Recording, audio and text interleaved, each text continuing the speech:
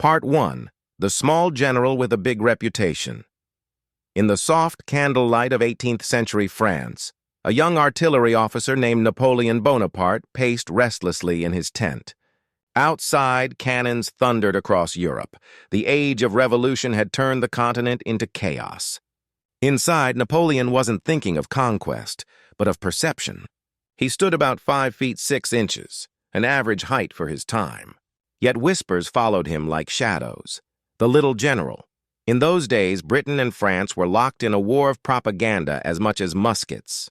British newspapers, hungry to humiliate their enemy, painted Napoleon as a comically small, angry man, a tiny tyrant, stomping across maps he could barely reach.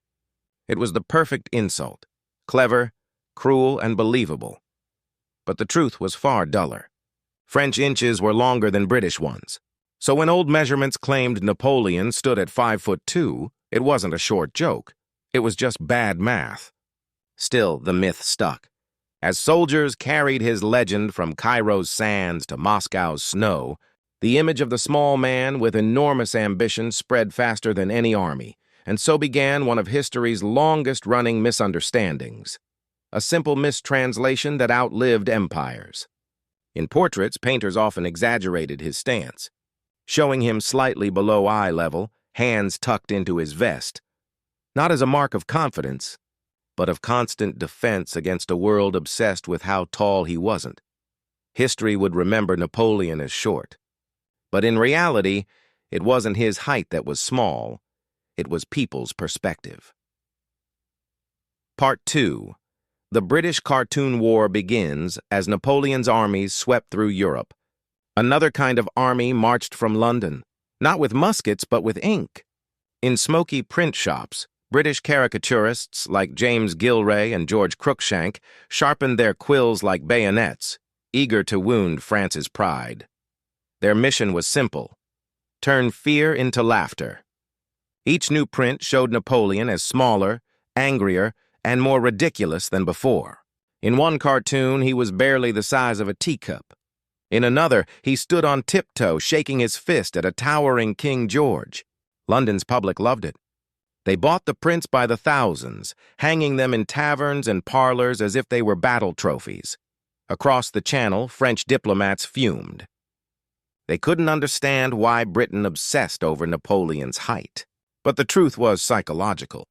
By shrinking him in art, Britain made him seem less dangerous.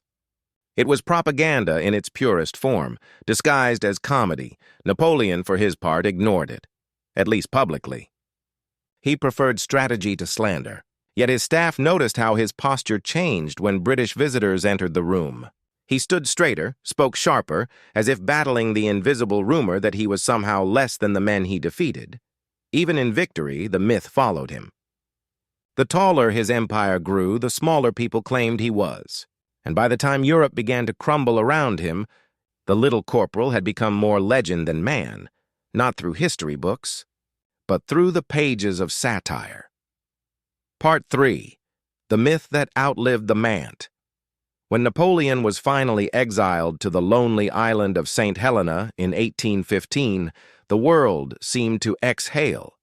The guns fell silent, the empires redrew their borders, and the little general became a prisoner of his own legend. Far from the battlefields, Napoleon spent his days walking along the rocky shorelines, wrapped in a gray coat and deep in thought. Visitors described him as calm, polite, even melancholy. He spoke often of destiny, rarely of defeat. But what struck many was his presence, commanding, magnetic, far from the tiny tyrant painted in the pamphlets of Europe. Still, the myth refused to die. British officers stationed on the island continued to call him the small man of big dreams. Painters, novelists, and historians carried the joke into the next century. Even Sigmund Freud would later coin the phrase Napoleon complex, the idea that short men seek power to make up for their size. But history, patient as always, waited for truth. When scientists remeasured Napoleon's remains years later, they confirmed he stood around 5 feet 6 inches, average for a Frenchman of his era. The myth that mocked him had lasted longer than his empire, and perhaps that's the quiet irony. Napoleon conquered half of Europe. But what truly survived was a single idea, whispered in jest and inked in caricature, that a man's height could cast a shadow taller than history itself.